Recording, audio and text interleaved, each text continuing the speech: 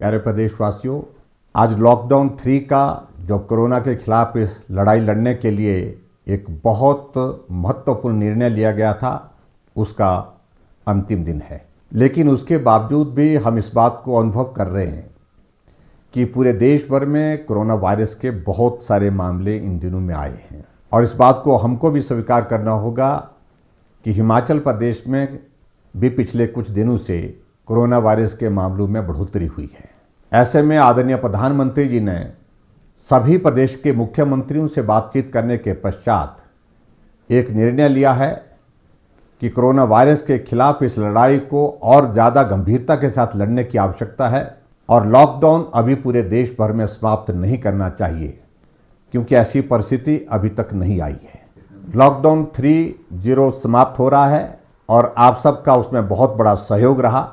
कल से लॉकडाउन 4.0 की शुरुआत हो रही है और हिमाचल प्रदेश में हमने तय किया कि हम अभी भी कर्फ्यू ही लागू रखेंगे और ये कर्फ्यू, जहां हिमाचल प्रदेश की बात है, ये 31 मई तक जारी रहेगा।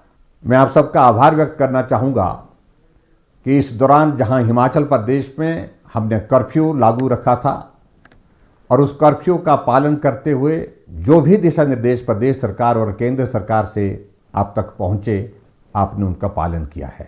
हम हिमाचल प्रदेश में इस बात को महसूस कर रहे हैं कि कोरोना वायरस के कुछ मामले पिछले दिनों में जो बढ़े हैं, उसमें जो प्रदेश से बाहर हमारे भाई बहन रहते थे, बच्चे रहते थे, वो हिमाचल प्रदेश में आए हैं।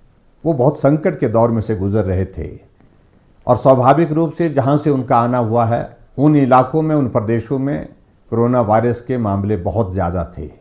ऐसे में ये संभावना व्यक्त की जा रही थी शुरू से ही कि कोरोना के मामले हिमाचल प्रदेश में और बढ़ सकते हैं, और ऐसा हुआ भी।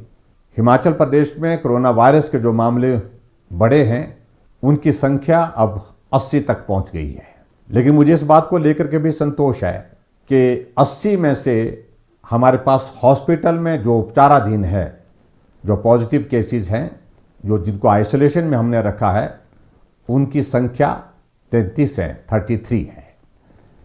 बाकी राज्यों की तुलना में हम इस बात को कह सकते हैं कि हिमाचल प्रदेश अभी भी बहुत बेहतर है। लगभग 60,000 से ज़्यादा लोग जो हिमाचल प्रदेश के निवासी हैं, दूसरे प्रदेशों में फंसे हैं, वो अपना घर वापस आना चाहते हैं। स्वाभाविक रूप से ऐसे में आशंका व्यक्त की जा सकती है कुछ मामलों में और बढ़ोतरी हो सकती है। फिर भी मेरा आप सबसे इस बात के लिए निवेदन है कि चिंता की कोई बात नहीं, डरने की आवश्यकता नहीं, लेकिन हम सावधानी और एहतियात बरतने के लिए कोई कमी ना छोड़ें। मैं हिमाचल प्रदेश में हाल ही में दूसरे प्रदेशों से जो भाई और बहन हमारे आए हैं, उनसे हाथ जोड़ करके विनम्र निवेदन करना चाहूँगा। आप अपने घर आए हैं, आप घर में आने के पश्चात अब सुरक्षित हैं, लेकिन उसके बावजूद आप होम क्वारंटीन में हैं, तो होम क्वारंटीन के नियमों का पालन करें। परिवार वालों से भी इस बात के लिए आग्रह करें कि वो भी नियमों का पालन करें। अगर इंस्टीट्यूशनल क्वारंटाइन में हैं, तो उसमें भी आप नियमों का पालन करें। आपके सहयोग की बहुत बड़ी आवश्यकता है। हिमाचल प्रदेश के सभी भाइयों और बहनों की जीवन की रक्षा हमारी जिम्मेवारी है।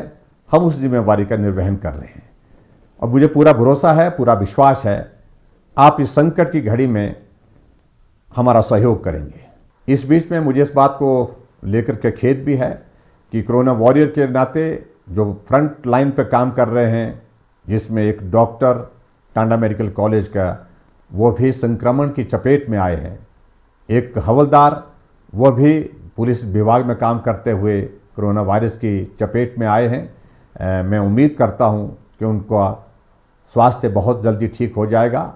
मैंने उनसे बात करने की भी कोशिश की, वो दोनों स्वस्थ हैं और उम्मीद करता हूं आने वाले समय में वो ठीक होकर के बाकी लोगों का भी हौसला बढ़ाने में मददगार होंगे।